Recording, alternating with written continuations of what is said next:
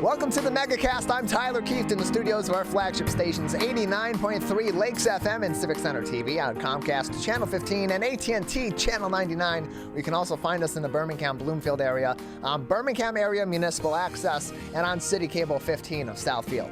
Join us live on Channel 10 in Waterford every day on the media network of Waterford, and live to tape on Channel 10 in Orion Township and Lake Orion on Orion Neighborhood Television, or as they call it out there, ON TV. You can also find us on the radio in the Birmingham Bloomfield area and Troy area as well. On the Biff Radio Network, 88.1 FM, the Biff, a service of the Bloomfield Hills School District. Find us online on our Facebook pages at Civic Center TV 15 and at Lakes FM, on our website at civiccentertv.com and on My Michigan TV, or MyMy at mymytv.com, MYMITV.com, where you can also learn more about their free smartphone and smart TV apps that you can download on a number of different devices. All that information is on our website at civiccentertv.com by clicking on a Megacast link, where you'll find more information on our program and find all of our shows and each individual interview on demand as well. Then over on our news page at civiccentertv.com/local-news, we have links to the most up-to-date info on COVID-19 from reliable expert resources at the CDC, the MDHHS, and the Oakland County Health Division, as well as different articles from journalistic outlets all throughout the state of Michigan in order to keep you updated on COVID-19 and other stories making headlines all across the Great Lakes state. Our top story today is from Wood TV 8 via the Detroit Free Press. Beachgoers formed a human chain and 4 individuals were rescued at Grand Haven State Park on Memorial Day. 4 people were rescued from Lake Michigan on Monday at Grand Haven State Park. 2 swimmers started calling for help at the beach, the Grand Haven Department of Public Safety said in a release. Multiple agencies responded, including Marine Patrol boats from Ottawa County Sheriff's Office and a boat from the U.S. Coast Guard. It is Coast Guard City, USA. Beachgoers formed a human chain, said police, using a life ring to reach one of the 2 swimmers. Police say 2 people in the human chain started to struggle in the water as well, and Ottawa County Marine deputies rescued those 2 people and the second swimmer. 1 person was brought to a local hospital, and there were minor injuries involved. According to the Grand Haven Department of Public Safety, the 4 people rescued were 2 17-year-old girls from Grand Rapids, a 29-year-old man from Grand Rapids, and a 42-year-old man from Oakland County. Also making headlines on Civic Center TV's local news page at civiccentertv.com. From Bridge, Michigan's John Osting, James Craig, and Perry Johnson, 2 GOP candidates for governor, or previous at this point as it stands, candidates for governor, are going to sue the state of Michigan to make the ballot, in order to make the ballot amid a forgery scandal. 2 Republican frontrunners for governor, Metro Detroit businessman Perry Johnson and former Detroit police chief James Craig, have filed separate suits against the Board of State Canvassers in last-minute attempts to force their way onto the August primary ballot. The emergency appeals follow a Thursday deadlock by the State Board of Canvassers, which kept Johnson, Craig, and 3 additional GOP candidates for governor off of the August ballot because of findings that paid circulators forged signatures on many of their nominating petitions. Grand Haven financial advisor Michael Markey also promised a lawsuit in a bid to make the ballot. Byron Center businesswoman Donna Brandenburg has called the dispute, quote, a goat rodeo, and closed quote. And Michigan State Police Captain Michael Brown withdrew from the race after his petitions were challenged. The Friday suit from Johnson, a millionaire from Bloomfield Hills, asks the Michigan Court of Appeals to order canvassers to certify his petitions by Wednesday, which would allow the state to finalize its candidate list by June 3rd as planned and mail absentee ballots to military voters by June 18th as is required by law. Attorneys for Johnson contend that the Michigan Bureau of Elections should have double-checked the validity of every alleged forged signature by comparing each against versions stored in the database known as the qualified voter file. The state, quote, failed to provide specific evidence that less than 15,000 of the signatures on Mr. Johnson's petition were valid and genuine, in close quote, said attorneys Jonathan Koch and Jason Torchinsky in a statement on Friday complaining about the situation. James Craig's attorneys made similar arguments in a lawsuit filed with the Michigan Court of Claims on Saturday, accusing the state of, quote-unquote, illegal sampling for striking signatures without reviewing them individually.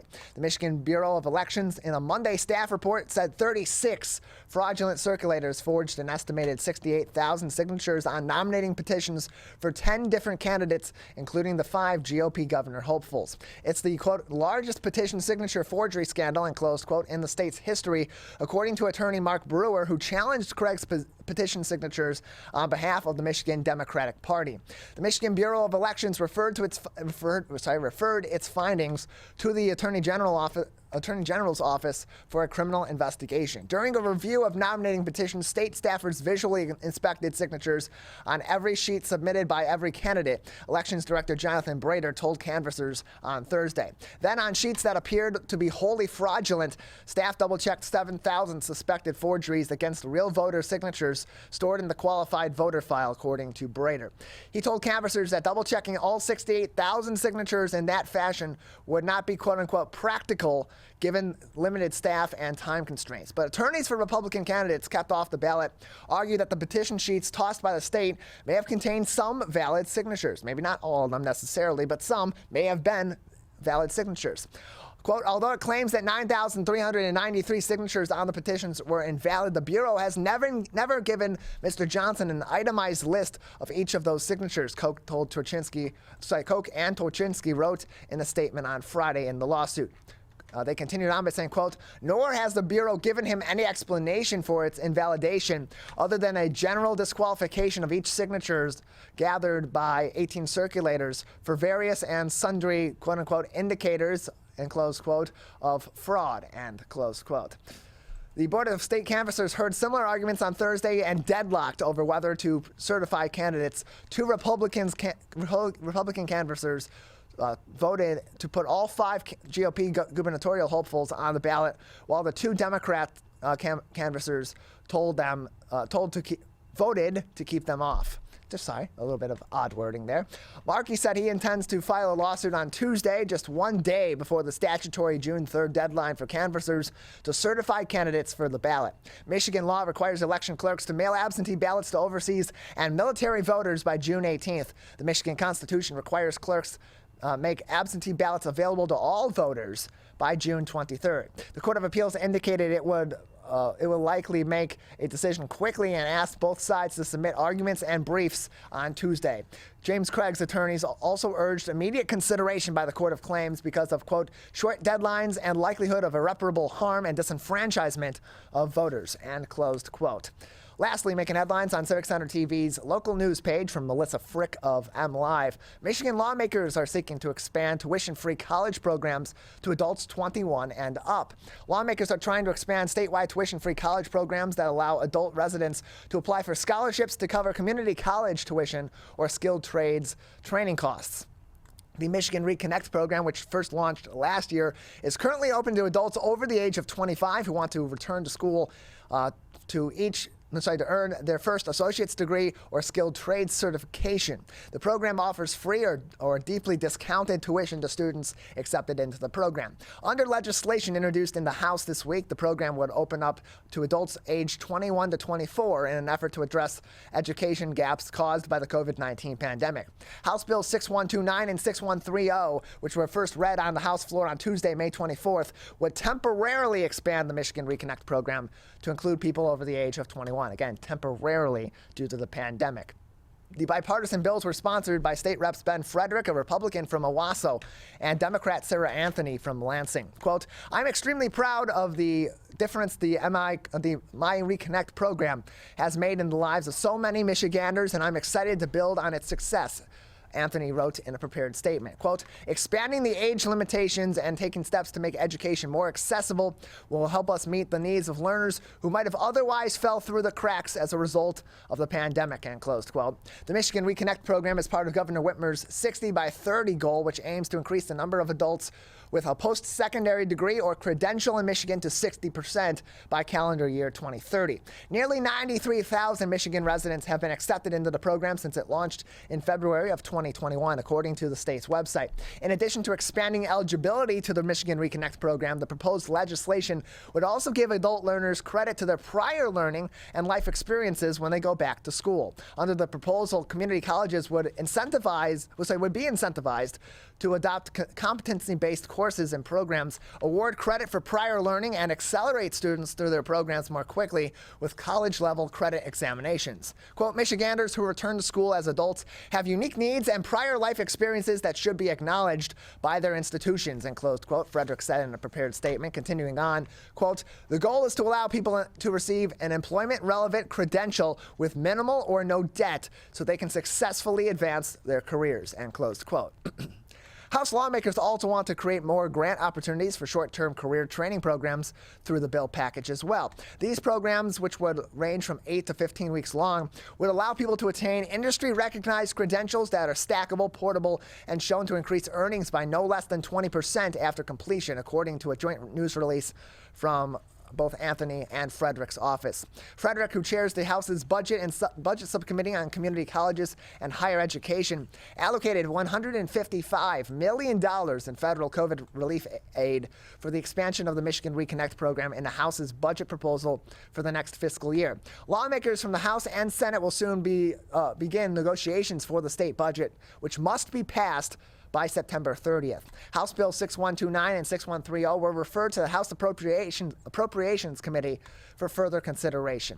All those headlines can be found on our website at civiccentertv.com/local-news, as well as those ever helpful updates and updated links to accurate information on COVID-19 from the Centers for Disease Control and Prevention, the Michigan Department of Health and Human Services, and the Oakland County Health Division. We have a great program ahead on this Tuesday edition of the Oakland County Megacast. Coming up, we'll be joined by Melinda Jones from Relief, Michigan, followed by local Wear Orange volunteer Ann Anderson, who will talk to us about National Gun Violence Awareness Day and Wear Orange Weekend. That's coming up next on the Oakland County Megacast.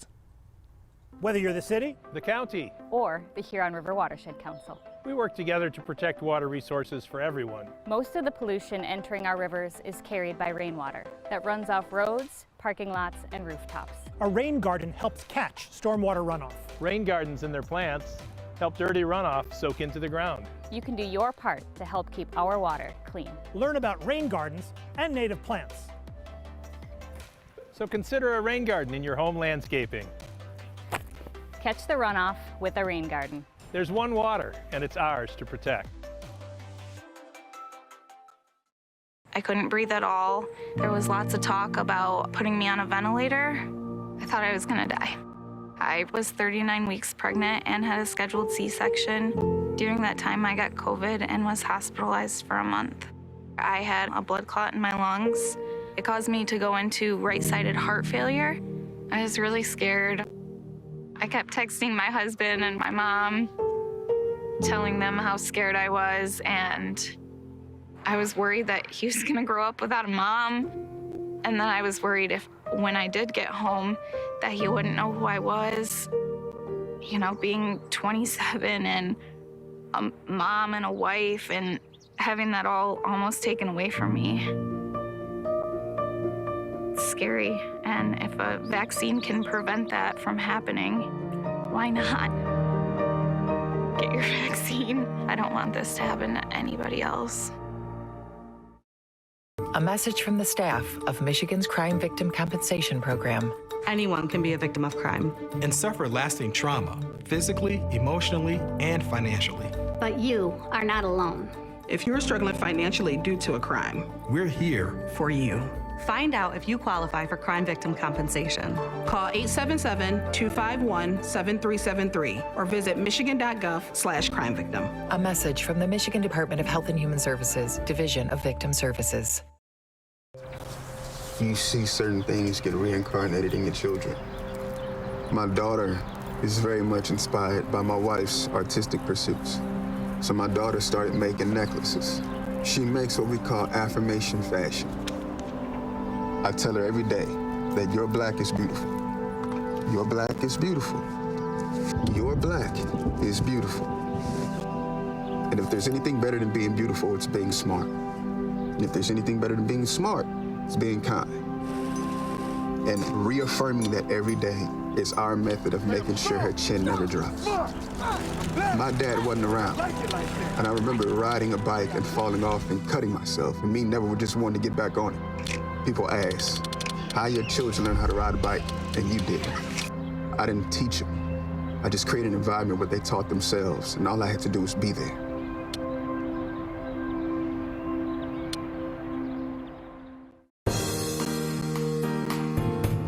Welcome back to the Oakland County Megacast. I'm Tyler Keefe. To learn more about the program on our website at civiccentertv.com by clicking on our Megacast link, where you'll find information on our entire network of stations, including My Michigan TV. Joining us now is the executive director of one of Michigan's finest volunteer nonprofits focused on tree planting and ecological education. Melinda Jones from Relief Michigan joins us now on the Megacast. Melinda, thank you very much for being with us. Thank you for having me. Appreciate having you on. So first off, can you just give us a little bit of background information on Relief Michigan and the services that it provides here in the state of Michigan? Certainly.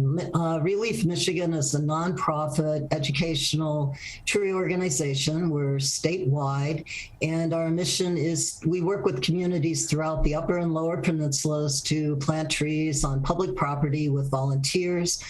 Our mission is to educate residents on the proper way to select, plant, and maintain the trees. So ideally, once they have an opportunity to do an in-person planting, a hands-on planting, that they'll become comfortable and go to their local nursery, buy a tree, plant it on their private property, thus increasing the overall tree canopy throughout the state. We're joined by Melinda Jones, the Executive Director of Relief Michigan, on the Oakland County Megacast. How did you end up with the organization? What is your background and what led you to becoming the Executive Director of Relief Michigan? Well, this is actually a second career. However, I've been involved since the inception in 1988. Everyone involved with Relief Michigan, as far as our project foresters and our planting staff, are all degreed and or ISA certified arborists. And so my background is in forestry from Michigan State University.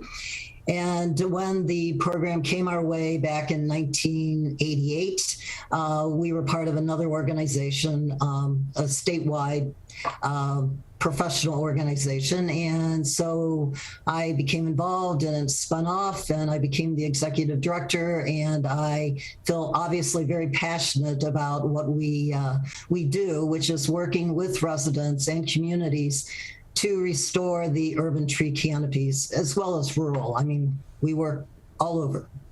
So Melinda, as we look at different cities in Michigan, especially those smaller towns that more people have been flocking to as they've left the cities or as people are moving into Michigan from other places across the union and across the world, because Michigan's just such a great place to live, we see more development. And when we see more development, that often comes at the expense of the natural environmental features in these communities, and often that's going to be trees. And so how much of a need is there in the state of Michigan to be planting new trees to maintain the ecological nature and the ecological systems really across the board in the Great Lakes state?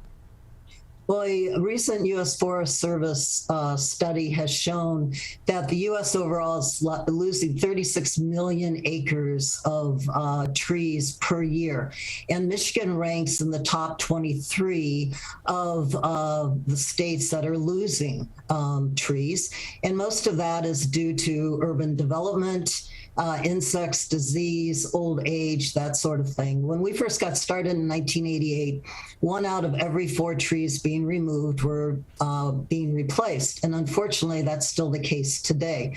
We are not keeping up with the tree removal rate. And in the U.S. overall, it's worth $96 million of infrastructure and environmental benefits that are lost. And so often we have different ecological advocacy groups or environmentalist groups that are going to these different places that are seeing these developments come through, going to planning commission meetings, meeting directly with developers, meeting directly with businesses to implore them not to cut down trees, in particular those well-aged trees, because trees take a long time to grow. And so if you're replacing these trees, you have to understand too that this is not going to be a quick process to get the benefit of those trees, especially those that are larger trees making bigger impacts on the ecology of the local area. It's not going to take a quick succession to get back the service of that particular tree. And so as Michigan is, as you said, replacing 1 out of every 4 trees it's taking down and is ranked so low in terms of tree replacement across the union, what can the state be doing? What can we be doing to bridge that gap? Because you would think on one hand, okay, well, why don't we just play catch up for every tree we cut down? Let's change that from 1 in 4 to 4 in 4, and eventually we'll be right back there. We'll have the equal number of trees, no harm, no foul, right? But that's not quite the case. No, it's not. What you want to do, obviously, is you have to have the right tree for the right place for the right purpose. So sometimes where trees have been removed, they needed to be removed because they weren't surviving and they weren't adding everything. It is as important to maintain the trees as it is to plant new ones.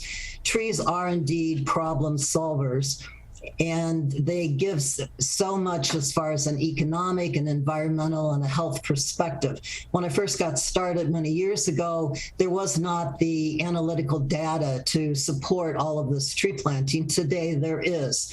Like, for example, asthma is up 50%. And it's been shown that children who live in areas with trees have a greatly reduced level of asthma. It reduces stress, stormwater. Communities that are planting trees are having less of an impact or need to build additional infrastructure. Trees are the only part of an infrastructure that does not depreciate. It only appreciates. So it's critical that it be done, but it be done wisely. And one of the things that we do is we offer a turnkey operation where we work with the community. We actually go out, we involve the community, we take a look at the location, we make sure that the trees that are going to be planted are the correct ones for that area. We arrange for the purchase and delivery.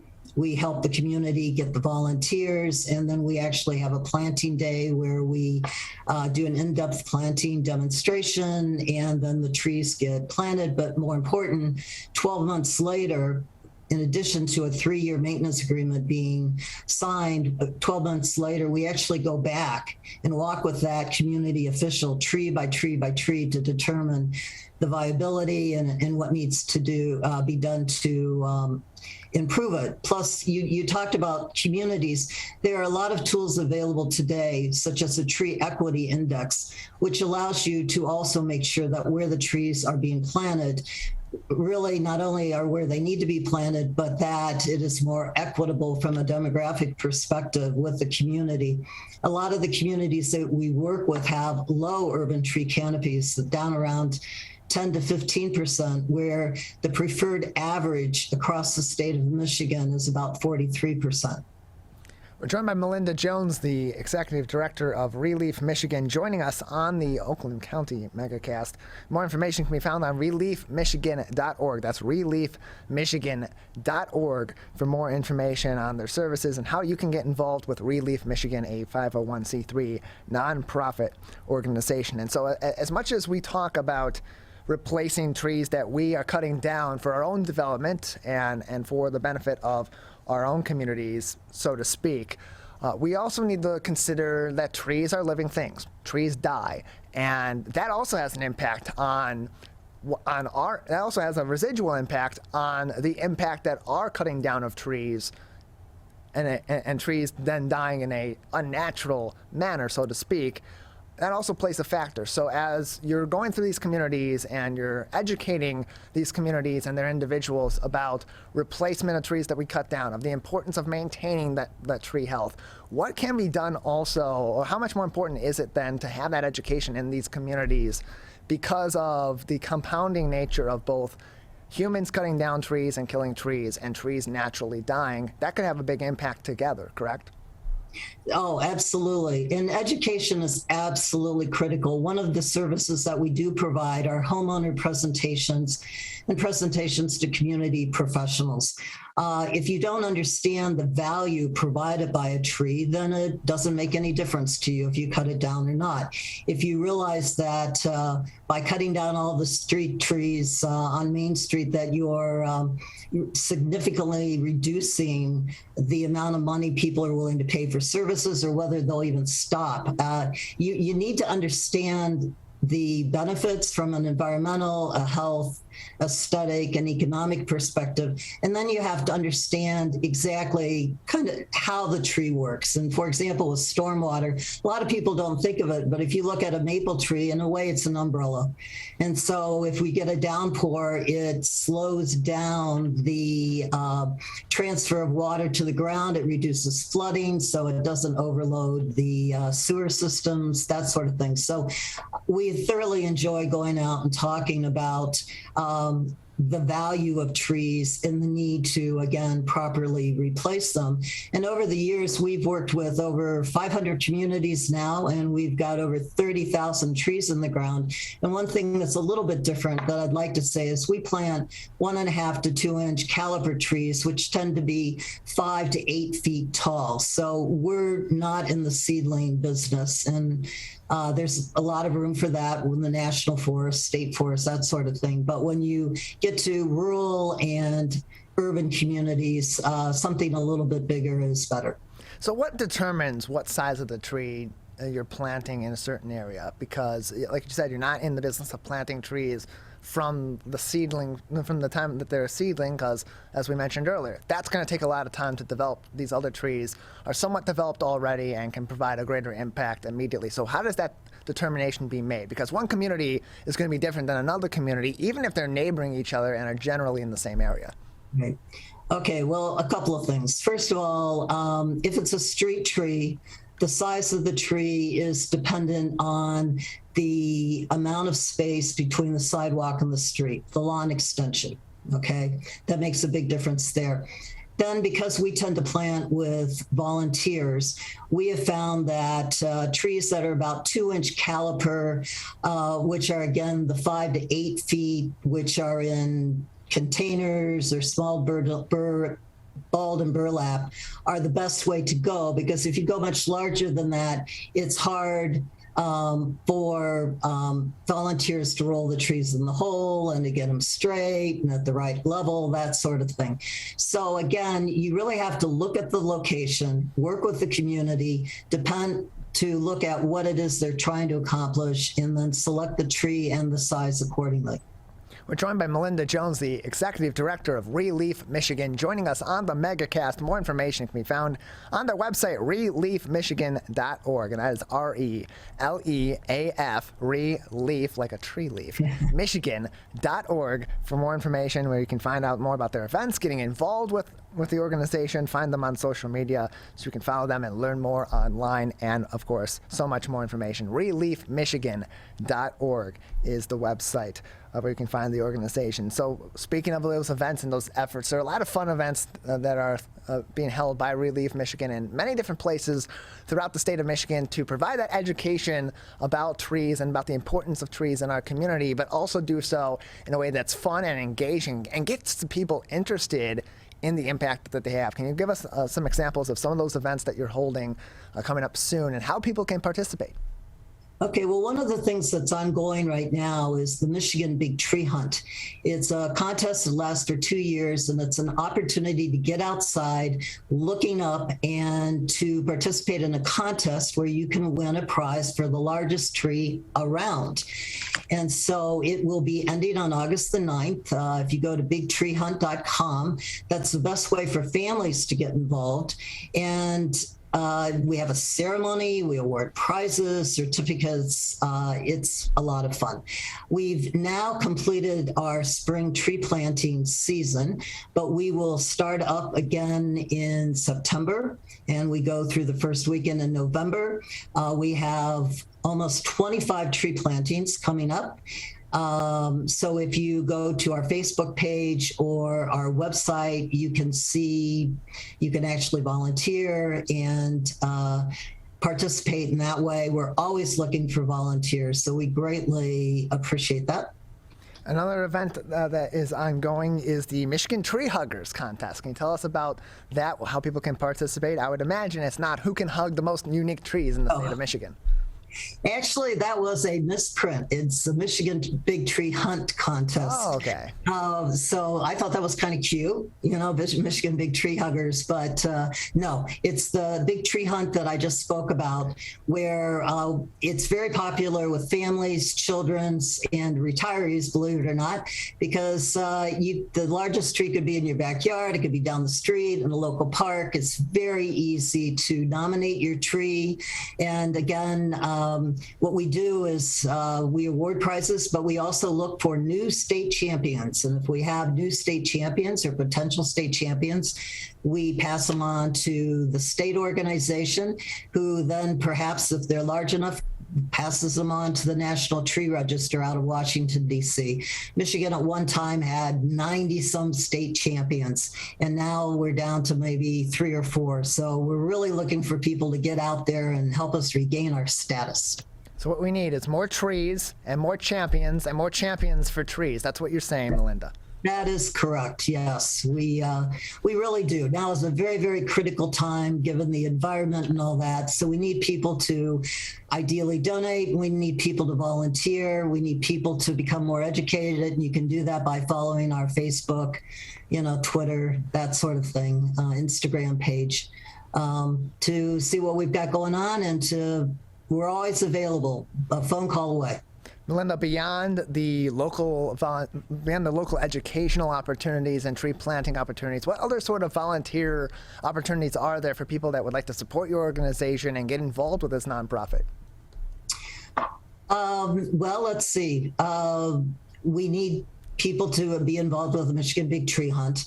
And then we're always looking for people. Sometimes if people, we'll be at Royal Oak, Arts, Beats and Eats. We need people who are willing to help us out there.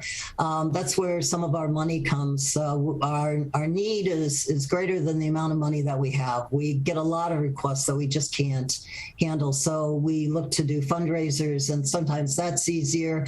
And we're always looking for people with administrative skills, technical skills, whatever. If you go to our website, there's a forum that people can volunteer. So volunteers are absolutely critical to our organization. We have a very, very small staff, and we've been very, very blessed over the years that we have so many green industry professionals that are willing to continue to work with us, as well as people in communities that are passionate about their communities and willing to come out and put foot to shovel and get those trees in the ground. Melinda, thank you very much for joining us on the Megacast. Melinda Jones from Relief, Michigan. We're going to take a break. On the other side, we'll talk about National Gun Violence Awareness Day and Wear Orange Weekend with local volunteer Ann Anderson. That's up next. This is the Oakland County Megacast. Whether you're the city, the county, or the Huron River Watershed Council. As partners working together to protect our water resources, we agree. Pet waste is the source of harmful bacteria in the Huron River. When it's left on the ground, it can wash into the storm drains. These lead directly to our streams. No filters, no treatment. Here's one thing we know that can help keep our water clean. Pick up pet waste and trash it. Pick up pet waste and trash it. So pick up pet waste and trash it. There's one water, and it's ours to protect. Who is struggling right now? I am. My son is. Many are struggling with anxiety, depression, and substance use. Before it becomes a crisis, reach out to MyCal, the Michigan Crisis and Access Line, for free confidential support 24/7. Available in the Upper Peninsula and Oakland County. Just call or text 1-844-44-MyCal or chat online at michigan.gov/MyCal. A message from the Michigan Department of Health and Human Services. Motorcyclists are hard to see. To keep everyone safer, it's important to always look for them and know where most crashes occur. 84% of motorcycle and vehicle crashes happen on streets, not highways. And most crashes with motorcyclists occur when vehicle drivers are turning left. So before turning, especially to the left, make sure you look for motorcyclists. Then look again. It could save a life. If you are struggling to afford internet service for your household, there is a new government program that may be able to help. It's called the Affordable Connectivity Program, and it provides up to a $30 monthly discount to qualifying households. Find more information about the program, including if you qualify and how to enroll at fcc.gov/ACP or call toll-free at 877-384-2575. That's 877-384-2575. The Greater West Bloomfield Cable Communications Commission has more information. Visit gwbcable.org.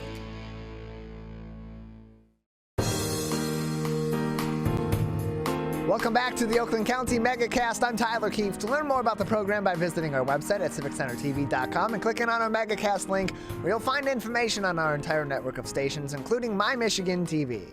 Joining us now is Ann Anderson. She is a local Wear Orange volunteer with the National Gun Violence Awareness Day and Wear Orange Weekend, joining us on the Megacast. Ann, thank you for joining us today. Thank you for having me. Appreciate having you on. So first, tell us a little bit about National Gun Violence Awareness Day and some of the efforts that go into raising that awareness for gun violence and gun violence prevention on that day and then the days leading up and just after it. So Gun Violence Awareness Day, or National Gun Violence Awareness Day, was started in honor of Hadia Pendleton, who was she performed in President Obama's second inauguration. She marched in the parade for that. She was a Chicago high school student, and a few weeks after that was shot and killed on a playground. Her friends did not want to have this just pass by quietly. And I'm sorry, I get emotional about this. That's okay. But so they pushed and made an issue of it and encouraged everybody to wear orange. Initially, it was on her birthday, which was at the beginning of June. And since then, the movement has grown. It's been joined by many gun violence prevention groups. And it's something where now it's been recognized as the first Friday in June. And that is National Gun Violence Awareness Day. And then Wear Orange Weekend is that entire weekend, the Friday, Saturday, and Sunday. So this year, obviously, it's June 3rd is National Gun Violence Awareness Day. And the Wear Orange Weekend is June 3rd through 5th. And some of the things that we do leading up to it is we go around to all of the cities in our area and ask them, each one individually, to pass a proclamation recognizing National Gun Violence Awareness Day and the issues around gun violence. The purpose of this event is to recognize gun violence victims and their survivors, and then raise awareness of this as an issue. Approximately 110 Americans die every day to gun violence. And it's an estimated at least 200 more are injured every day.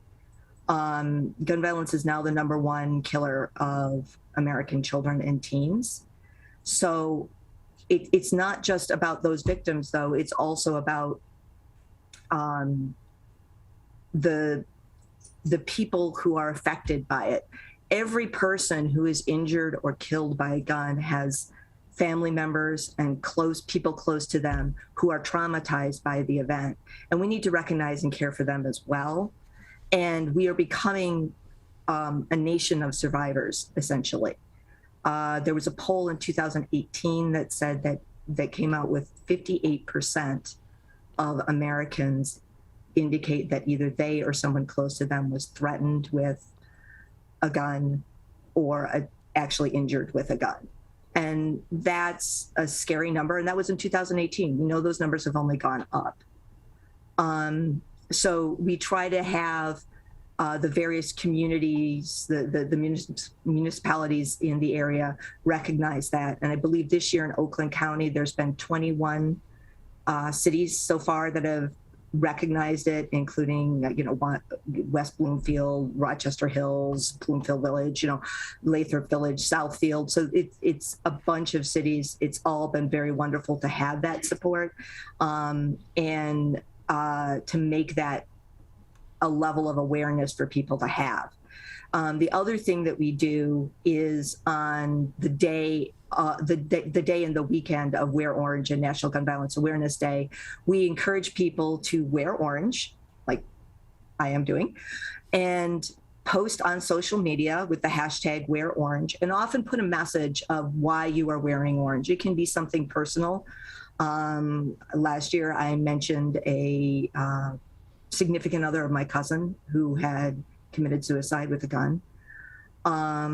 It can be something maybe not personal to you, but something that you obviously feel. For instance, maybe someone is wearing orange for the children who died recently in Texas. Maybe they're wearing orange for the 110 people killed every day in the United States to gun violence. It can be something as general or as specific as you like, but it's really good, and it kind of raises the awareness across the nation with that hashtag. It allows it to be seen. And then the other thing is that we ask people to participate in Wear Orange events. Mm-hmm. So this year, so far we have 2 events that are actually 3 events that are in the area. One is, and the one I was originally going to talk about, there's been some that have popped up since, so I just wanted to let them talk about them too. So on June 3rd, Friday, June 3rd, there are going to be people standing out wearing orange and with signs on the northwest corner of 12 Mile and Woodward.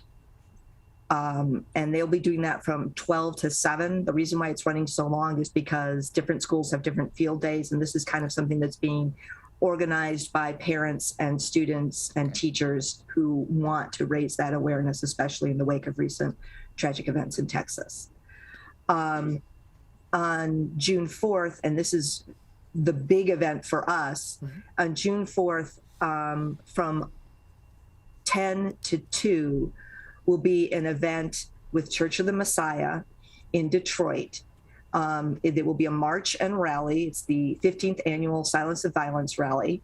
We're encouraging everybody to show up, wear orange. If you want a sign, you can stop at the Moms Demand Action table, and they will probably have a sign for you to carry. And it's in conjunction, Church of the Messiah is doing this in conjunction with a lot of community partners, people who are working to address gun violence in the community and to reduce and prevent it. So things like Ceasefire, Moms Demand Action, and other community organizers are involved. And so it's a great way also to come down. If you're someone who, in the wake of everything, wants to know what can I do, you can come down to this event and meet some of the organizers and find out ways you can help them with their goals to end gun violence in the area. So it's a great event. There's another more intimate event in Macomb. And I believe that one's from 11 to 1, but it's not in Oakland County. So that's a picnic that's happening to, again, introduce people to community partners and so forth. Any event that people want to find, they can find at the wearorange.org website. There's a link for events. There's also a link that tells you more about the day and the weekend and why it exists. And there's also resources like things that will help you, like change your profile picture or create a social media post. So there's a lot of resources on that site, and you can just type in your zip code in the events search page and find any of the events that are near you. So, Ann, you and 4 other individuals in West Bloomfield, you wrote a letter to the West Bloomfield Township Board, to Supervisor Steve Kaplan's office, yes, and requesting that West Bloomfield join many other communities in recognizing June 3rd as National Gun Violence Awareness Day. Can you tell us about that group that you wrote this letter with, and what inspired the 5 of you to petition your town to take part in this recognition? I learned about Wear Orange through Moms Demand Action, which is Moms Demand Action for Gun Sense in America. And since then, I have every year petitioned West Bloomfield to do this because I feel like it's a really important thing, to recognize the role of gun violence and to raise people's awareness of it as an issue in the country, in the community. It's a thing that people aren't aware of, that it affects people in a lot of different ways. We always hear about the mass shootings because those make huge headlines, but domestic violence, suicide, all of these things contribute. And I know far too many people close to me who have someone in their family or in their friend structure that, was a victim of domestic violence or was, has someone in their life who committed suicide or, some other thing. So it can take the mundane, I hate to call it mundane, but the more normal route than a scary event with an active shooter. I myself was in an active shooter situation in the 1990s in my own workplace. I was in a very big office building, so I never saw the gun. I didn't know any of the people that the person shot, but I was terrified. I remember trying to figure out where I could hunker down and hide. And every time when news of these mass shootings happens, I'm taken back to those feelings of fear and terror and knowing that my fate is not entirely in my control because I have no idea what that gunman's going to do. So with all of that, I felt very motivated to keep on asking for this. And I had found like-minded people as well amongst my community. Some of them are my neighbors. And they also are concerned about these things. For instance, one of the people that signed off of it is a former Detroit police officer. Some of these people are people I met either through Moms Demand Action or other gun violence prevention events that happen to live in the West Bloomfield area. And all of us have the same concern. So that's how we did that. And then West Bloomfield has been very supportive over the years, for which I am very, very grateful. More information can be found on wearorange.org. That's wearorange.org. For more information, they do have an event coming up at the Church of the Messiah. It's their 15th annual Silence the Violence March and Rally. That is happening Saturday, June 4th at 10 a.m. 10 a.m. to 2 p.m. Silence the Violence March and Rally at the Church of the Messiah coming up this weekend, June 4th at Saturday, 10 a.m. until 2 p.m. And so, Ann, for you, having been involved in an active shooter situation and felt the terror that so many people across the U.S. on a daily basis, and certainly in these mass shooting events, have felt, for you, it's personal. And as you're working through this issue and you're advocating against gun violence and for change on the gun violence issue in your community, what is that message that you are trying to get through to others in the community, either to share their own support for these changes, or especially for those that may disagree on certain methods that would help prevent gun violence in our communities? Well, I think that there are ways, and they've been proven in other areas, to prevent gun violence that don't have to infringe on Second Amendment rights or people's right to own a gun. As a matter of fact, I know a lot of people who support some of the same measures I do who are gun owners. And there's many things that we can do. Some of it is we can change our culture and educate ourselves. Guns are not a magic wand. And having one does not magically fix everything in your life. Having a gun is a big responsibility. I'm never going to tell someone that they shouldn't have a gun if they feel that they need to have it for protection of their family, because that's what this is about for all of us. We're all at one point of common ground. We want our families to be safe. But there are ways we can do that and reduce gun violence. So things like secure storage, where you secure your gun when you're not have it locked and not accessible to others when it's not in your possession, is really important and can save a lot of lives of children, but also a lot of lives when it comes to things like suicide and domestic violence. So there are measures that we can do, that we can choose to do on our own, where we don't need to legislate anything. There's also legislation that we can have passed.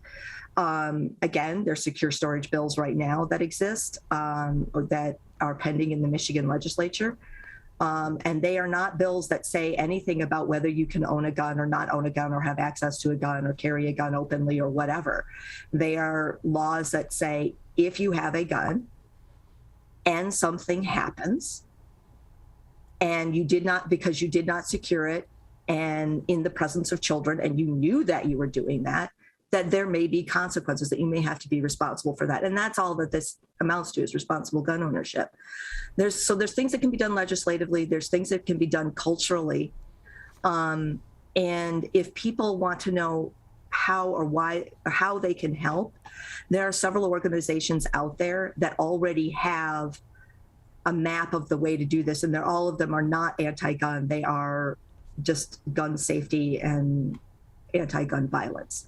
So things like Moms Demand Action for Gun Sense in America, but also Giffords, Sandy Hook Promise, and Brady all have organizations like that. Again, if you want to find out even more, you can come down on June 4th. There's a lot of community organizers that are local that will have tables there to explain what they do, and you can see for yourself what it is that you can do. But the thing that I most encourage is that people get up and do something. It can be as little as write your legislators or talk to your neighbors. It can be as big as volunteering for one of these organizations. And thank you very much for joining us on the program today. Thank you.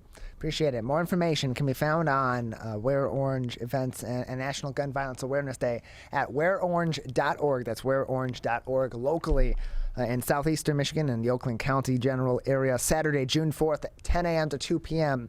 at the Church of the Messiah at 231 East Grand Boulevard in Detroit is their Silence the Violence March and Rally, the 15th annual event in commemoration of National Gun Violence Awareness Day and Wear Orange Weekend. Again, that's June 4th. That's this Saturday, 10 a.m. to 2 p.m. The Church of the Messiah in Detroit, 231 East Grand Boulevard is the address. More information on this and other National Gun Violence Awareness Day and Wear Orange Weekend events at wearorange.org. We're going to take a break on your radio homes for the Megacast 89.3 WBLD Orchard Lake and 88.1 WBFH Bloomfield Hills, as well as the rest of our network. When we come back, we'll kick off the Michigan Megacast talking about LGBTQ plus services that benefit this marginalized community with the Ruth Ellis Center. That's up next on the Megacast. When times get dark, we can't see the help that's all around us. When you don't know where to turn, let 211 be your guiding light.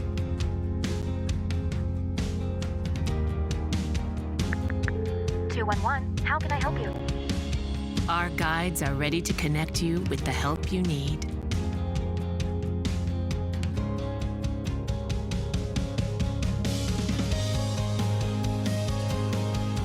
For help with food, healthcare, mental health, and other resources. Call 211 or visit 211.org. 211. Get connected, get help. If you are struggling to afford internet service for your household, there's a new government program that may be able to help. It's called the Affordable Connectivity Program, and it provides up to a $30 monthly discount to qualifying households. Find more information about the program, including if you qualify and how to enroll at fcc.gov/ACP or call toll-free at 877-384-2575. That's 877-384-2575. The Greater West Bloomfield Cable Communications Commission has more information. Visit gwbcable.org. Whether you're the city, the county, or the Huron River Watershed Council, we work together to protect water resources for everyone. Most of the pollution entering our rivers is carried by rainwater that runs off roads, parking lots, and rooftops. A rain garden helps catch stormwater runoff. Rain gardens and their plants help dirty runoff soak into the ground. You can do your part to help keep our water clean. Learn about rain gardens and native plants. So consider a rain garden in your home landscaping. Catch the runoff with a rain garden. There's one water, and it's ours to protect.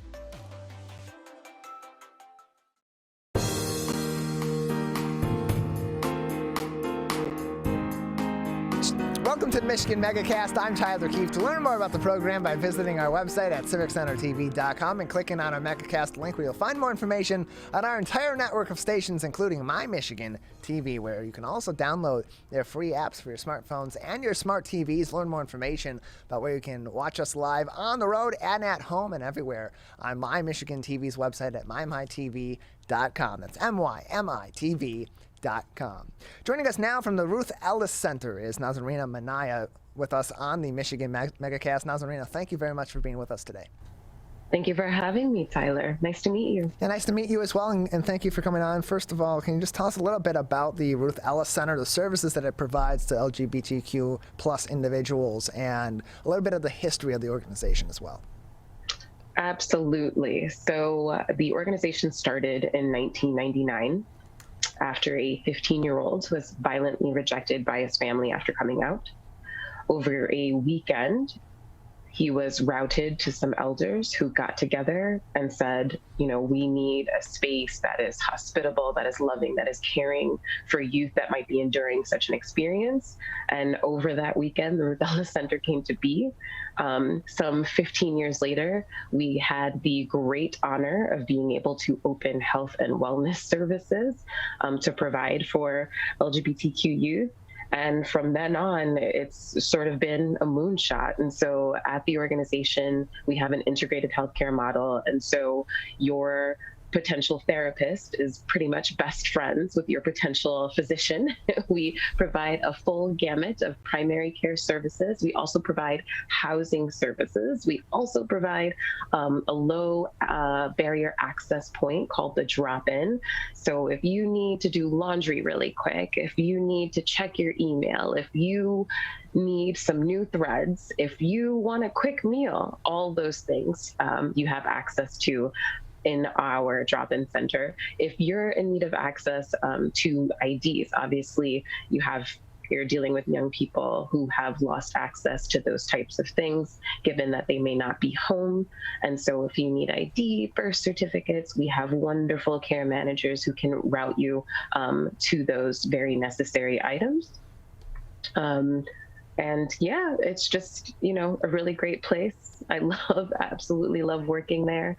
And there's just a lot to be done, right? And so we have the Ruth Ellis Claremont Center coming to you soon. It's permanent supportive housing. We've already started receiving referrals.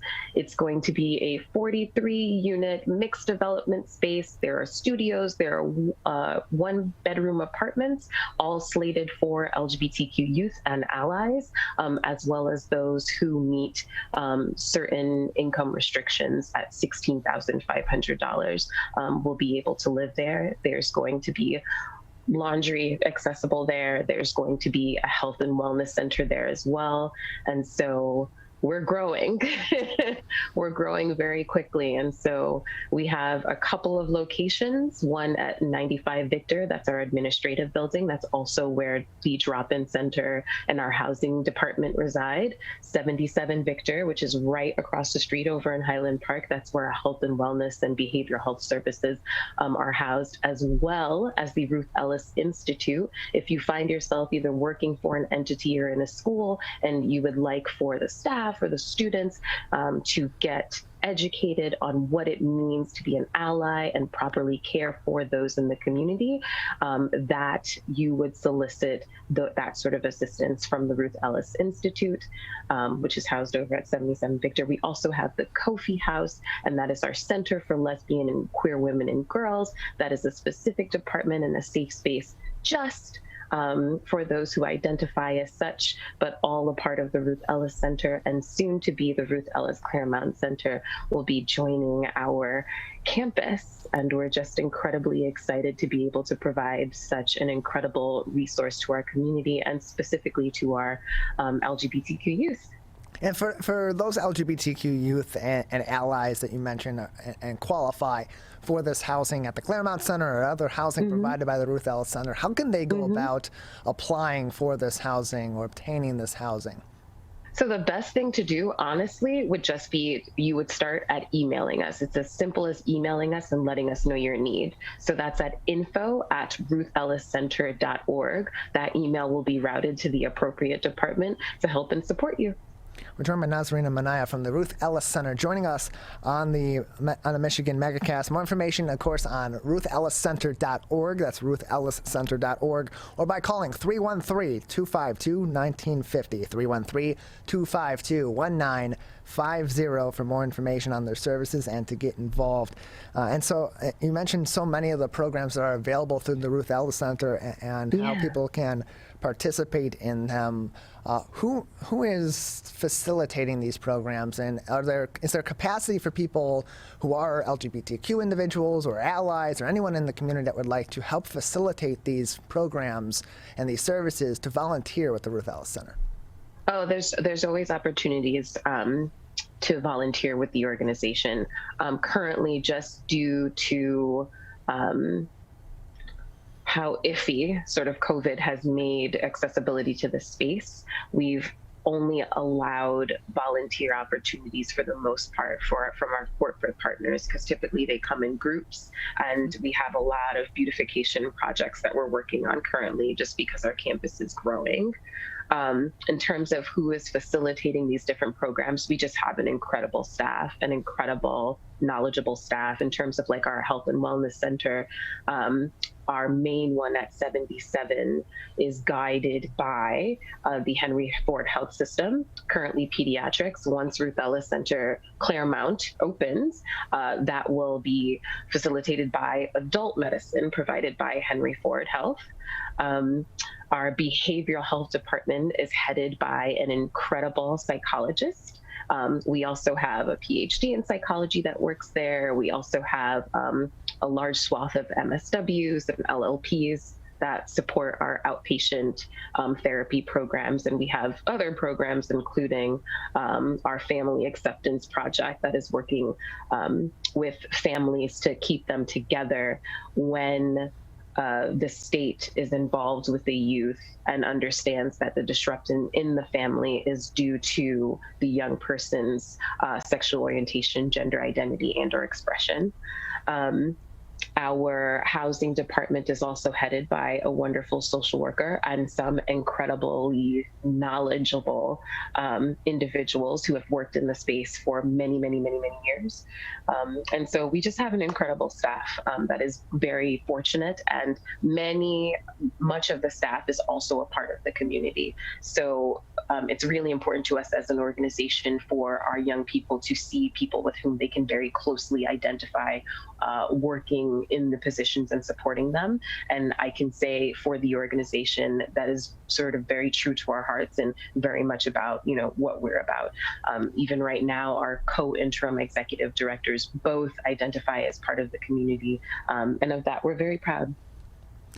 More information can be found on ruthelliscenter.org. That's ruthelliscenter.org. And that point is so important, to have people in the community that are providing these services, because they know how important these services are, and they know, more importantly, beyond just the general importance of providing these services to those in the LGBTQ community, especially the LGBTQ plus youth, they know how stigmatized and how preventative these services are in the general community as well. And so speak to the importance of that in the services that are provided by the Ruth Ellis Center, particularly for trans youth, because so many medical services, especially psychological services, and especially in the times that we're in, are refusing to care for these individuals despite their oath to care for all individuals, regardless of their backgrounds.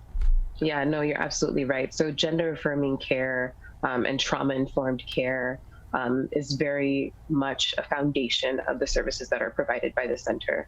When we're talking about trans youth specifically, just given the large swath of legislation that has come out across the country, really singling out these young people. I remember I was reading a report not that long ago that, there was a ban, on a transgendered girl who, was wanting to play sports, and literally, it was literally just the one child that was going to be impacted by this law, which was just so, you can't even understand how dehumanizing that is to hear, for other children who identify as such. And so understanding really sort of the constant attacks of not just LGBTQ children, like in general, but also non-binary and especially trans youth.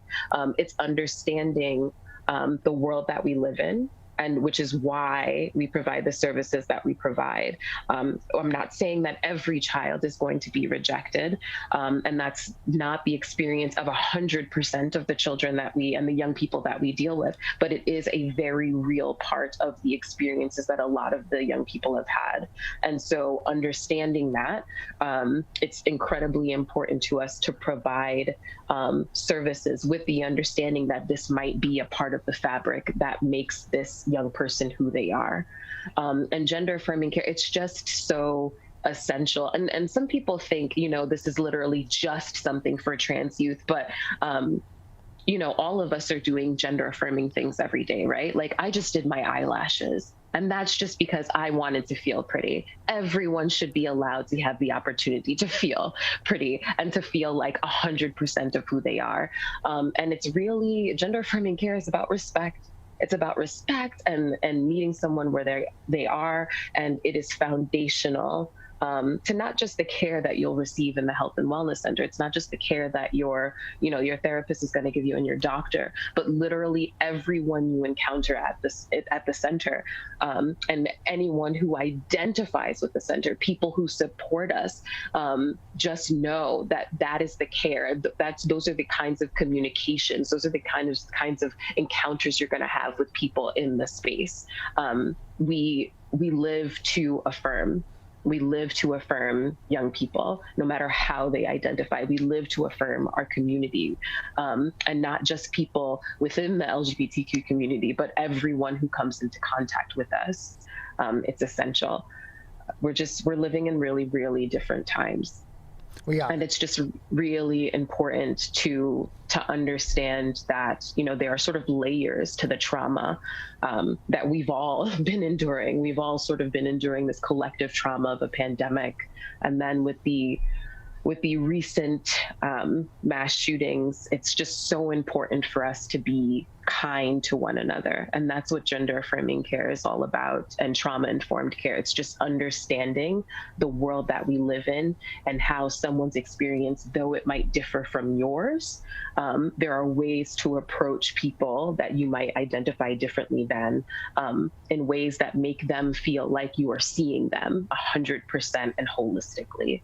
And that's what the center is all about. It is very much our foundation. It is very much about, you know, the principles of how and why we do the work that we do. And I thank you so much for bringing that up, because it's just so important to address, especially now.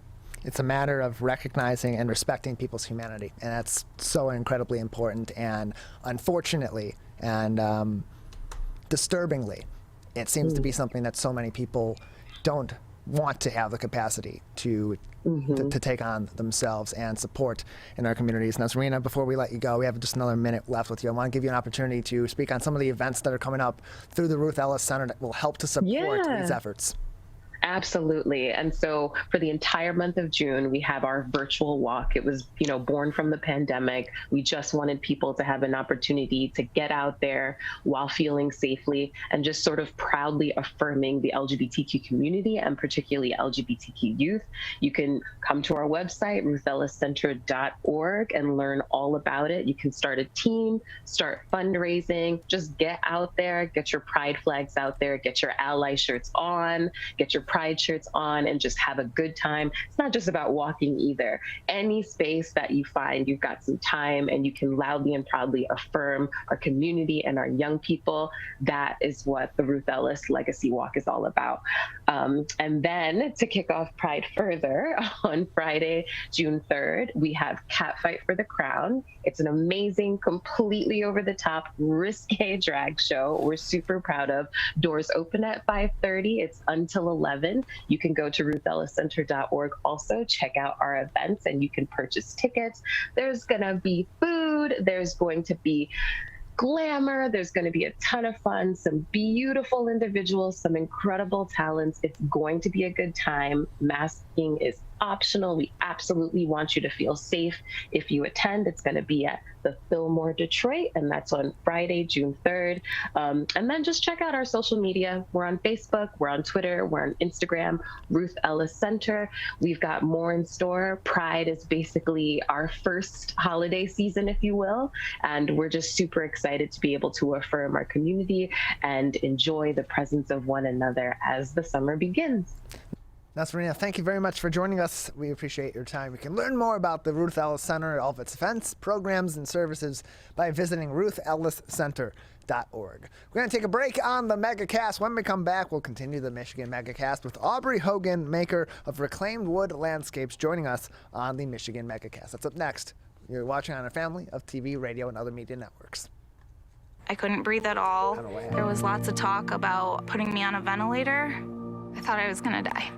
I was 39 weeks pregnant and had a scheduled C-section. During that time, I got COVID and was hospitalized for a month. I had a blood clot in my lungs. It caused me to go into right-sided heart failure. I was really scared. I kept texting my husband and my mom, telling them how scared I was, and I was worried that he was gonna grow up without a mom. And then I was worried if, when I did get home, that he wouldn't know who I was. You know, being 27 and a mom and a wife and having that all almost taken away from me. It's scary, and if a vaccine can prevent that from happening, why not? Get your vaccine. I don't want this to happen to anybody else. A message from the staff of Michigan's Crime Victim Compensation Program. Anyone can be a victim of crime and suffer lasting trauma, physically, emotionally, and financially. But you are not alone. If you're struggling financially due to a crime, we're here for you. Find out if you qualify for crime victim compensation. Call 877-251-7373 or visit michigan.gov/crime-victim. A message from the Michigan Department of Health and Human Services, Division of Victim Services. You see certain things get reincarnated in your children. My daughter is very much inspired by my wife's artistic pursuits. So my daughter started making necklaces. She makes what we call affirmation fashion. I tell her every day that your black is beautiful. Your black is beautiful. Your black is beautiful. And if there's anything better than being beautiful, it's being smart. And if there's anything better than being smart, it's being kind. And reaffirming that every day is our method of making sure her chin never drops. My dad wasn't around, and I remember riding a bike and falling off and cutting myself, and me never just wanted to get back on it. People ask, how your children learn how to ride a bike, and you did. I didn't teach them. I just created an environment where they taught themselves, and all I had to do was be there.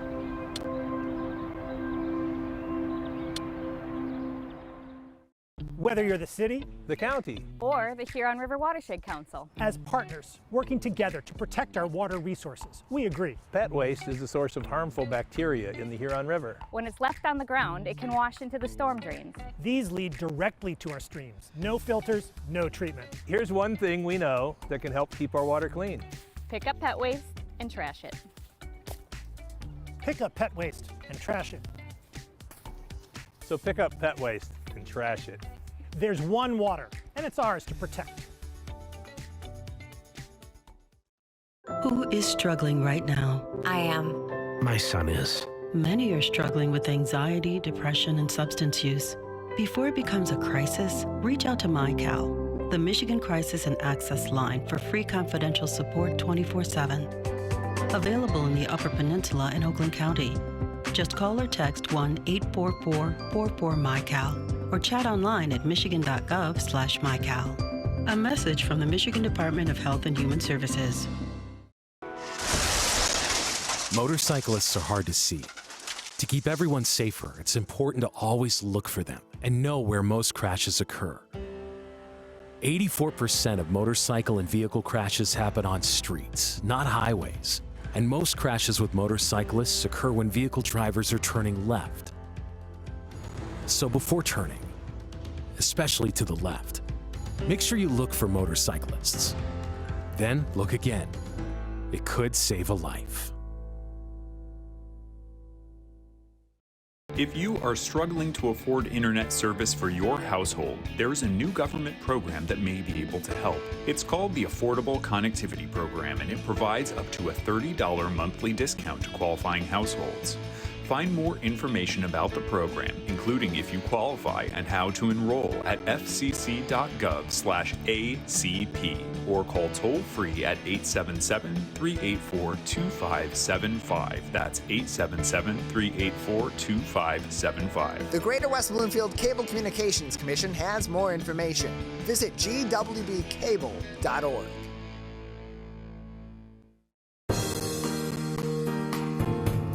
Welcome back to the Michigan Megacast. I'm Tyler Keith. To learn more about the program by visiting our website at civiccentertv.com and clicking on our Megacast link, where you'll learn more information about our entire network of stations, including My Michigan TV. That's civiccentertv.com/Megacast. Joining us now is Aubrey Hogan, a maker of reclaimed wood landscapes, who will be joining you at the Ann Arbor Art Fair, July 21st through July 23rd this summer. Aubrey, thank you for being with us today. Thank you for having me. Appreciate having you on. So first, tell us a little bit about yourself and the kind of art that you do. Like you said, my name's Aubrey. I am out of Eau Claire, Wisconsin. I'm a full-time artist, and the type of art that I make is reclaimed wood mosaics. So what I typically do is I take wood that was used for something else, repurpose it, and make it into a mosaic piece of art that resembles an impressionistic landscape.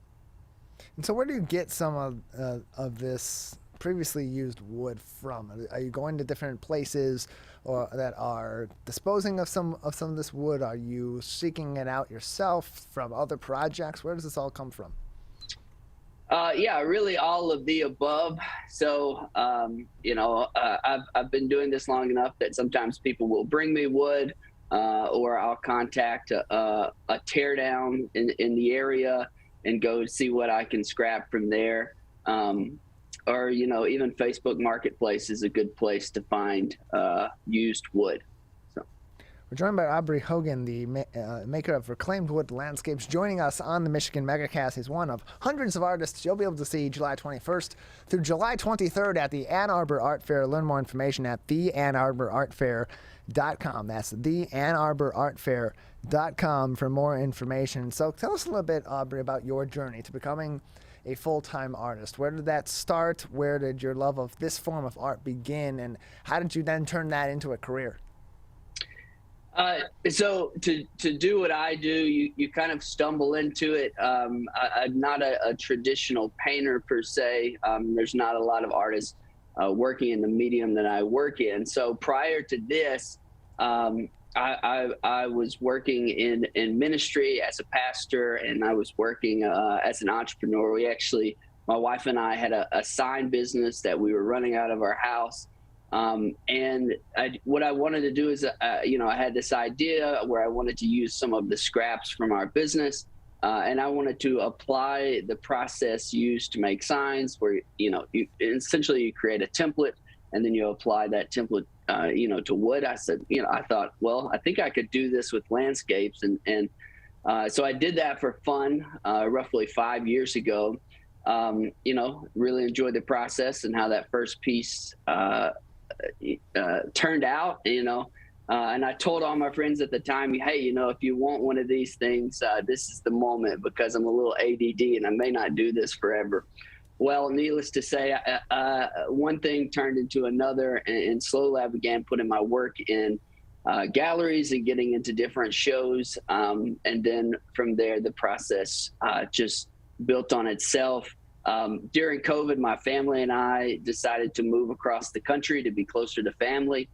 And so, as part of that process, I made the leap and decided to go into business and be a full-time artist for myself.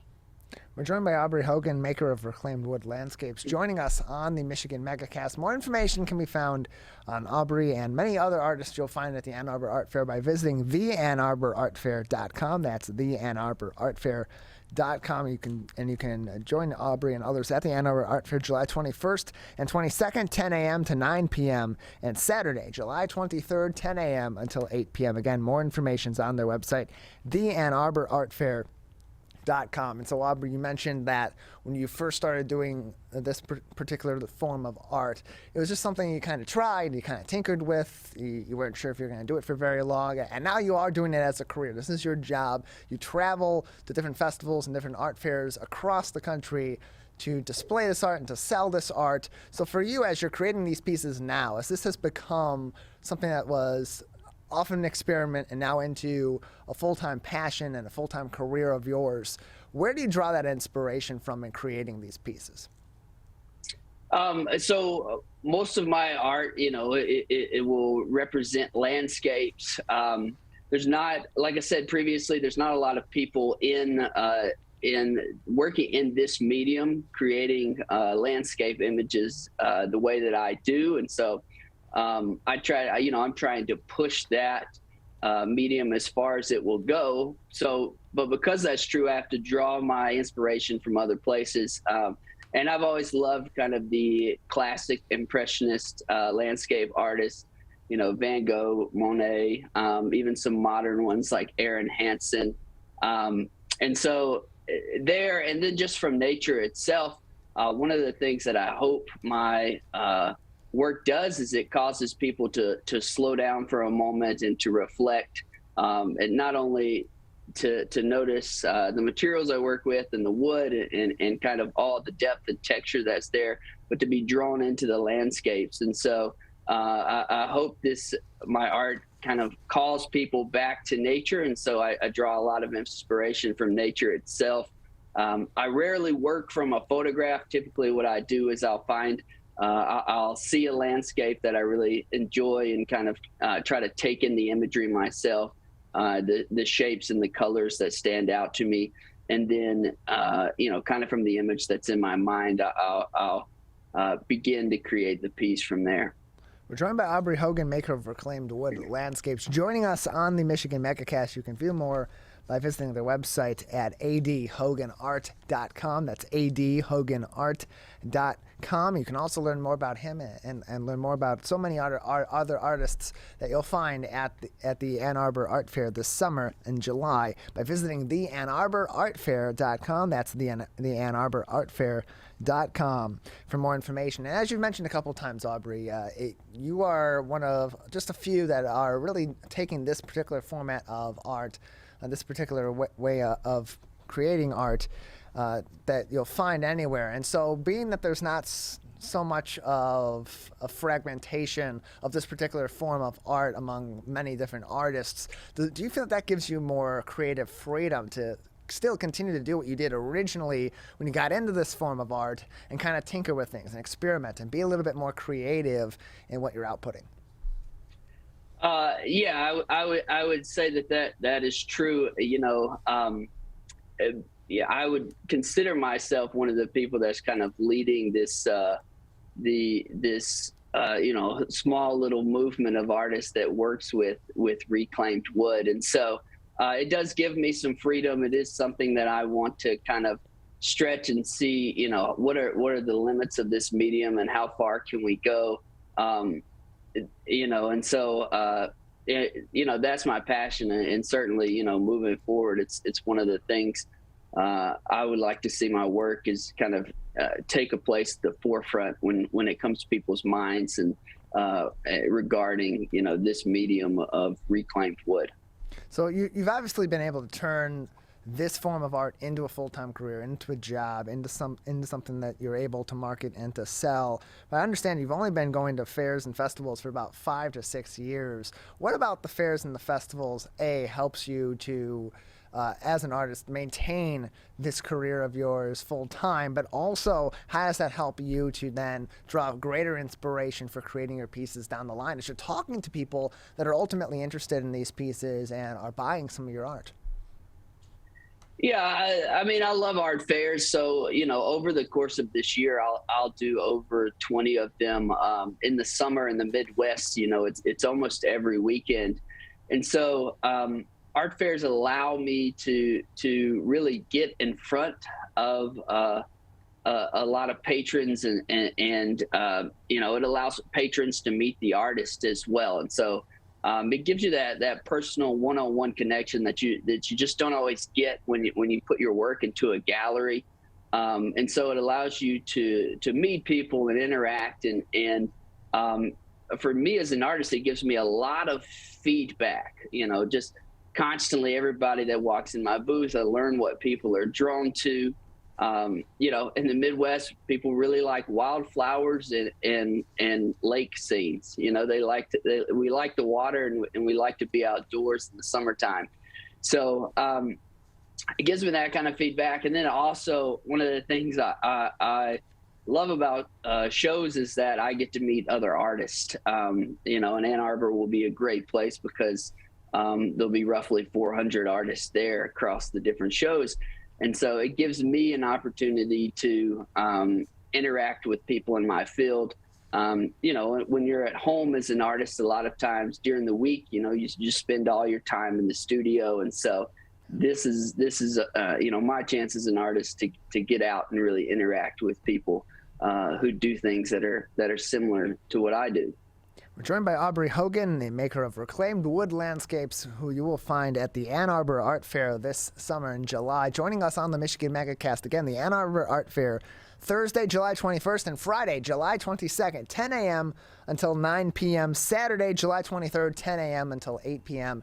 Learn more about all the artists, including Aubrey Hogan, by visiting theannarborartfair.com. That's theannarborartfair.com, and learn more about Aubrey's art directly at adhoganart.com. That's adhoganart.com for more information on Aubrey and his specific art pieces. And so you mentioned some of the reasons why you're excited to come to Ann Arbor for this year's Ann Arbor Art Fair. Is it your first time at the event? If so, what draws you to it? And if it's not your first time at the event, what brings you back to Ann Arbor? So this will be my first time at the Ann Arbor event. Typically, living where I do in Wisconsin in the summertime, I usually bounce around between Minneapolis, Chicago, Milwaukee area. So Ann Arbor will be the show this summer that I really travel some distance to go to. Ann Arbor is a nationally ranked show. And so, it provides me the opportunity not only to get in front of some Michigan patrons, but people actually travel from all over the country to come to this particular show because there's so many artists really from all across the United States that gather together in this one place. So, I'm excited for both of those things, to meet artists from around the world and to meet the people of Michigan and, all the patrons that will come from across the U.S. To that particular show. And so, Aubrey, what are some of the pieces that you plan on bringing with you to Ann Arbor and showcasing at the Ann Arbor Art Fair this July? So I'll bring a variety of pieces. Most of my art booth will have some large landscape pieces. I'll bring some triptych pieces that are as large as 4 foot by 8 foot long, and I'll bring a lot of large wall pieces. I will also bring some kind of mid-sized pieces as well that kind of will fit into any space. And then I'll have some prints of my work, some smaller prints as well that will be available really for people with any kind of budget. So I'll bring a little bit of everything, but the thing that will draw most people into my booth will be those large wall pieces.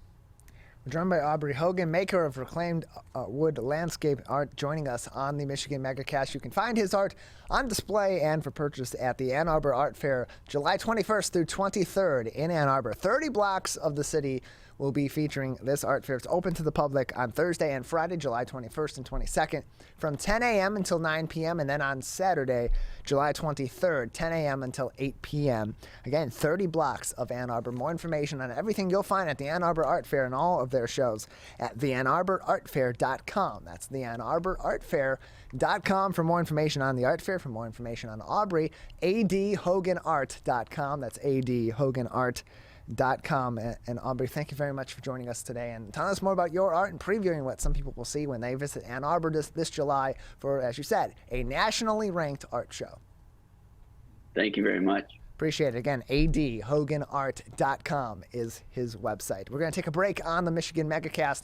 When we come back, we'll talk to one of hundreds of charities and nonprofits represented and supported on the Share Detroit platform. Coming up next, we'll be speaking with a social worker at the United Community Family Services and Chaldean American Ladies of Charity, joining us on the Michigan Megacast. When times get dark, we can't see the help that's all around us. When you don't know where to turn, let 211 be your guiding light.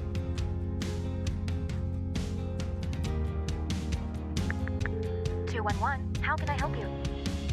Our guides are ready to connect you with the help you need.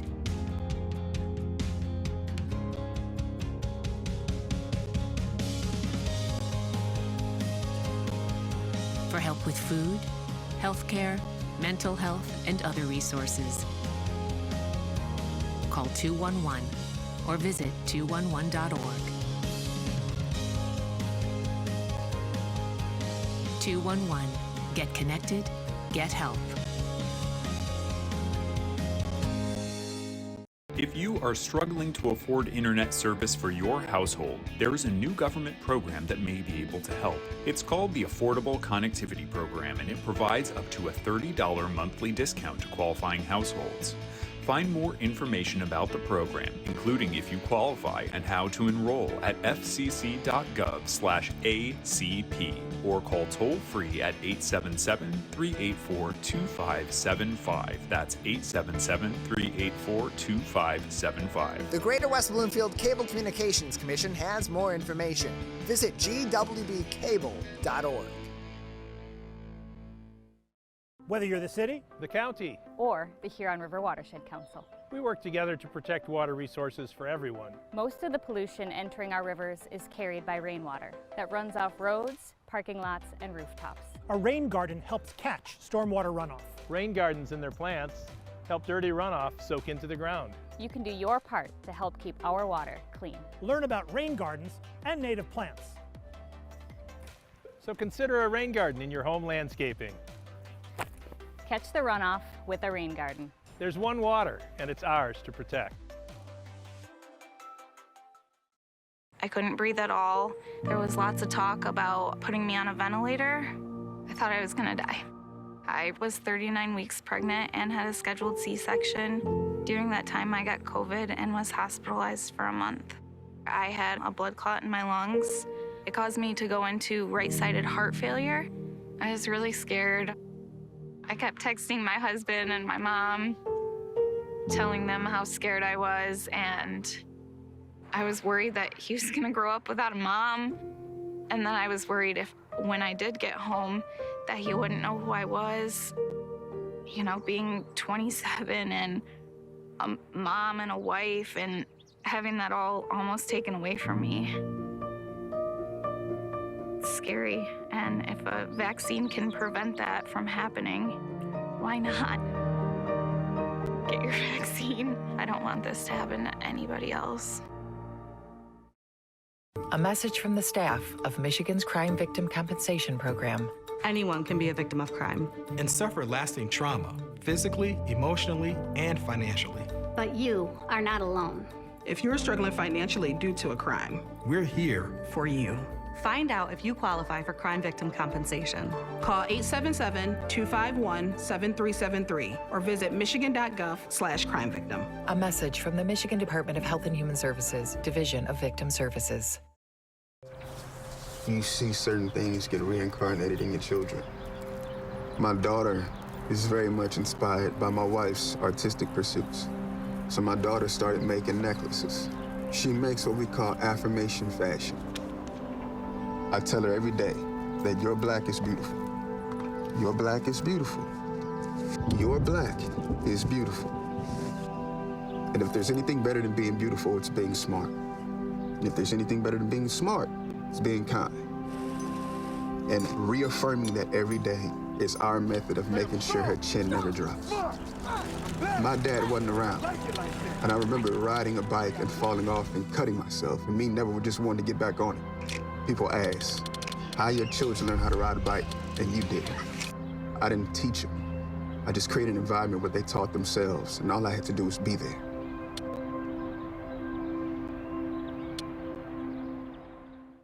Whether you're the city, the county, or the Huron River Watershed Council. As partners, working together to protect our water resources, we agree. Pet waste is the source of harmful bacteria in the Huron River. When it's left on the ground, it can wash into the storm drains. These lead directly to our streams. No filters, no treatment. Here's one thing we know that can help keep our water clean.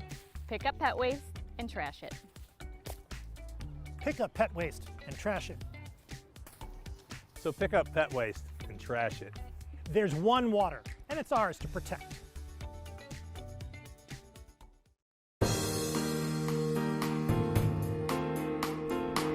Welcome back to the Michigan Megacast. I'm Tyler Keefe. To learn more about the program by visiting our website at civiccentertv.com and clicking on our Megacast link, where you'll find more information on our entire network of stations, including My Michigan TV, who's free. Smartphone and smart TV apps can be downloaded on a number of different app stores, which you can find more information about by visiting their website at mymitv.com. That's mymitv.com for more information, so you can take the Megacast and all their other original MyMyTV programming anywhere with you on your smartphone and home with you on your smart TVs. Joining us now is a social worker at the United Community Family Services and Chaldean American Ladies of Charity. RJ Gabarra joins us now on the Michigan Megacast. RJ, thank you very much for joining us. Thank you for having me. Appreciate having you on. So first of all, can you tell us about United Family Services, the history of the organization, and some of the services that it provides to the community? Yes. So originally, the organization started off as Chaldean American Ladies of Charity. It was founded in May 1961. So we just celebrated 62 years, which is amazing. 61, I'm sorry. And it was founded by the Archbishop, George Garmo. So he started it mainly with a few other women, who was Rosemary Antoine, Mary Davish was the president, and Margaret Sarafa. So he started this organization back then, and it was mostly to serve the community, and particularly, specifically the seniors. So that was the focus in the beginning, and they assisted with building the first Chaldean home apartments in Southfield, which is right next to one of the Chaldean churches in Southfield as well. So since then, the organization has really evolved. In 2016, we added the name United Community Family Services, just to reflect on all the services that we were doing. So, to make people feel like it's not just for Chaldeans. Literally, we serve anybody in the community. So, so that's when we added the name in 2016, and we still kept Calc, just because it's the original name. So since then, we've just been trying to do services for the community, low-income families, just anybody in need, really. We're joined by RJ Gabarra, social worker at United Community Family Services, joining us on the Michigan Megacast, one of 299 Share Detroit supported charities and nonprofits. You can also learn more information by visiting sharedetroit.org and finding them in their Find a Nonprofit section, where you'll find their website, you'll find more contact information, some ways you can help, and some ways you can also volunteer with the United Community Family Services organization by visiting sharedetroit.org. And so you mentioned that the organization originally was the Chaldean American Ladies of Charity in West Bloomfield, where our flagship station on the Megacast network, Civic Center TV, is located. There's a large Chaldean population, but for those across the state that may not have ever heard of the Chaldean population or know of the history of the Chaldean people, can give us a little bit of an overview about who the Chaldean people are. Yes, of course.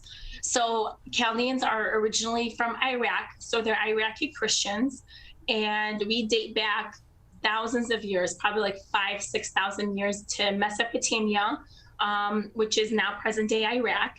And we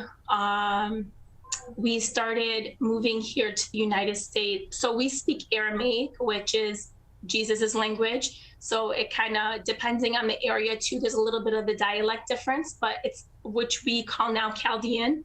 So since then, we started migrating here to the U.S. like other minorities in the 1920s, just for freedom of speech, political freedom, more opportunities, religious freedom. So since then, a lot of Chaldeans have been migrating to the United States, and Michigan is actually the Metro Detroit area specifically, just because all Chaldeans migrate together. So if you see one, you're going to see many.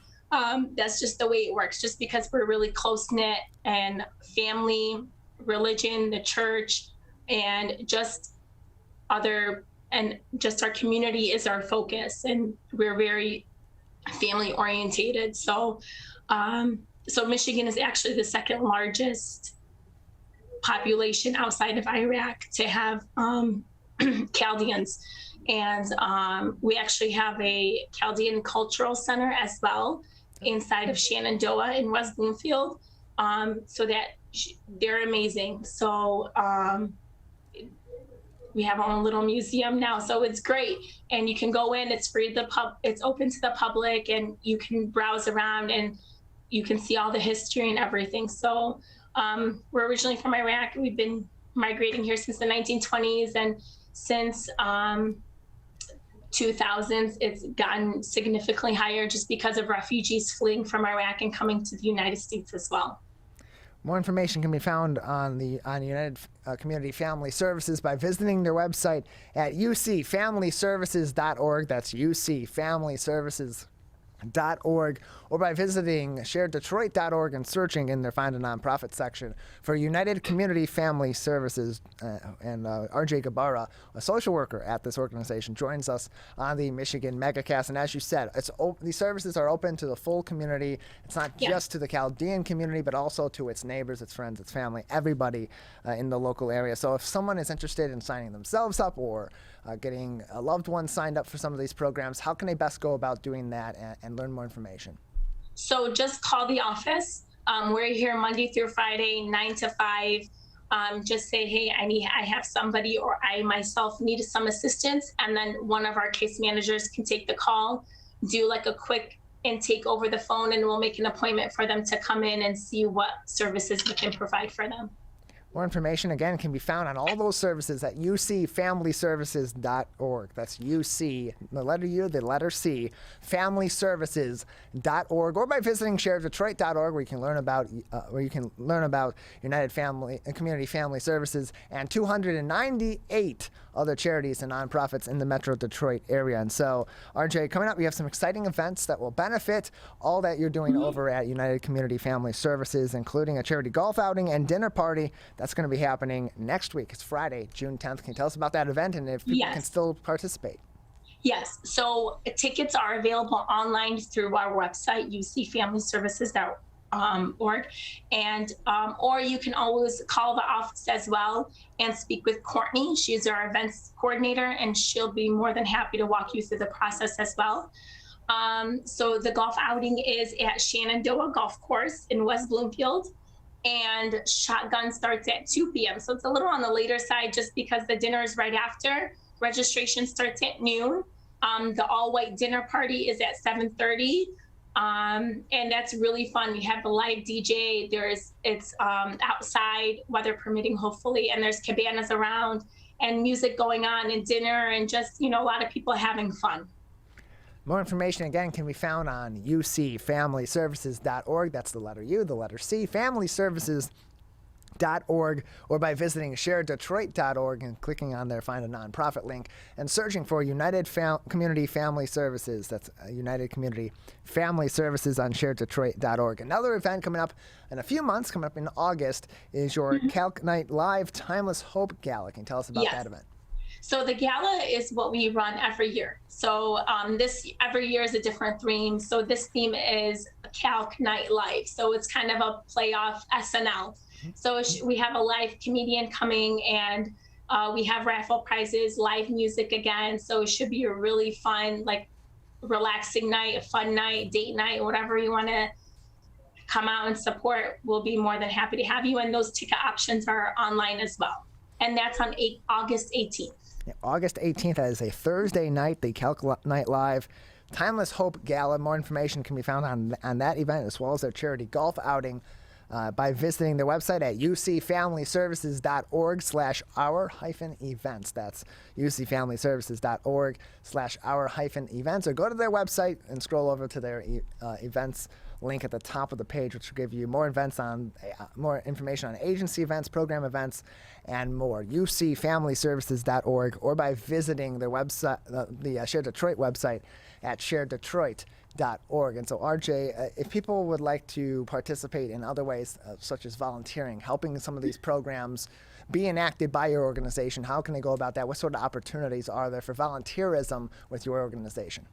So we have a lot of volunteer opportunities. Aside from our agency events like the gala or the golf outing, we have program events that's specific to our agency. We have a food pantry that we run twice a month. That's on the second and fourth Friday of every month. So we love to have volunteers to come help prepare us the day before on Thursdays and then distribute on Fridays. We have an after-school program for kids that we would love to have tutors for if anybody feels so inclined to volunteer for that. We also have like other programs that run throughout the year for volunteer opportunities. We have a big warehouse in the back, so we always need assistance if we do like a warehouse clean out, anything like that. And then so we have a lot of different volunteer opportunities. We are having World Refugee Day and throwing a big picnic on June 20th as well. So we would love to have volunteers for that. So there's always like events going on that we would love to have volunteers help us out with. More information on all of those events and volunteer opportunities can be found in a couple of places. ShareDetroit.org. You click on there, find a nonprofit link, and search for United Community Family Services, and you'll find volunteer opportunities there. You'll find the website, more contact information, ways you can donate, both physical items and monetary donations as well. And you can also visit their website directly at ucfamilyservices.org. That's ucfamilyservices.org to go directly to their website for more information on programs and events. Their phone number, 248-528-0130. That's 248-528-0130. We're joined by social worker RJ Gabarra from the United Community Family Services, joining us on the Megacast. RJ, another couple minutes before we'll say goodbye today. Anything else that we haven't discussed about your organization, the services it provides, the events or other qualities of your organization that you would like to touch on? Yeah, so our other programs and services that we provide is an elderly program. So a lot of our grants, so we run on grants that we have somebody apply for. So a lot of our grants are focused on refugees, but we also have a mom's program that allows, pregnant women that are now or new moms that have children up to like 1 year old that come in, and then they have a medical health professional talking to them about just motherhood and what's expected during pregnancy, and that's twice a month. And then we also have, our food pantry. If someone needs food, as we can register them and they can come in for food pantry. And then we have a big warehouse in the back that has clothing. A lot of the clothing are donated, but we also have new clothing, and they can come in for appointments and pick out what they need. We also have a dental program right now that we have partnered with Delta Dental to get our clients cleanings or x-rays, anything that their insurance may not cover, or if they don't have insurance. We have an elderly program, that's my program, and just connecting the elderly clients with services outside in the community, like connecting them to the senior community centers or with their benefits, calling Social Security with them, whatever it may be. And then we also have a new program that's starting up with women's empowerment, trying to get them to build their resume, interviewing skills. We even have a CNA class that they're going to be enrolled in later on in the program, or a sewing class as well that they're going to be enrolled in. And then, of course, since a lot of our clients are immigrants and refugees, we have a citizenship program that we assist them with studying for the exam, ESL classes, and preparing them for the exam. So hopefully they can become U.S. citizens. So many great programs and so many different opportunities through your organization. Audrey, thank you so much for joining us.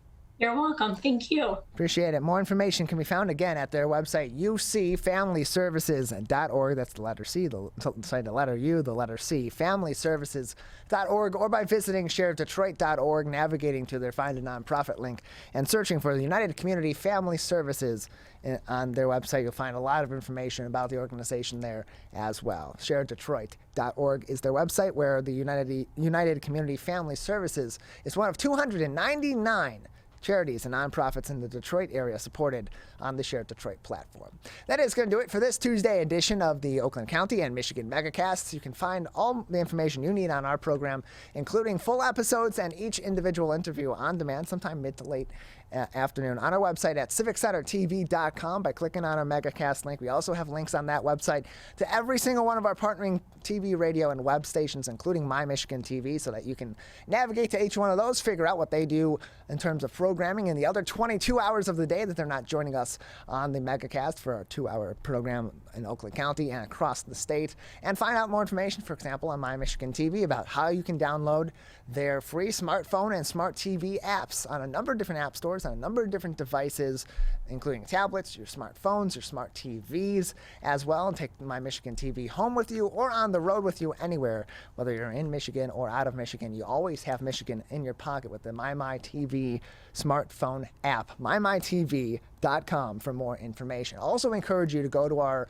local news page at civiccentertv.com/local-news to keep up to date on everything you need to know about COVID-19 and, of course, the top stories making headlines all across the state of Michigan. We have links to the CDC, the MDHHS, and the Oakland County Health Division's COVID-19 websites that they're actively updating on the daily with new information about the spread of COVID-19, about case numbers in your area, about precautionary tactics that you may or may not need to employ in certain situations in your daily life or altogether in your daily life, and of course that ever helpful information about where you can get vaccinated and where you can receive a booster shot or your booster shots.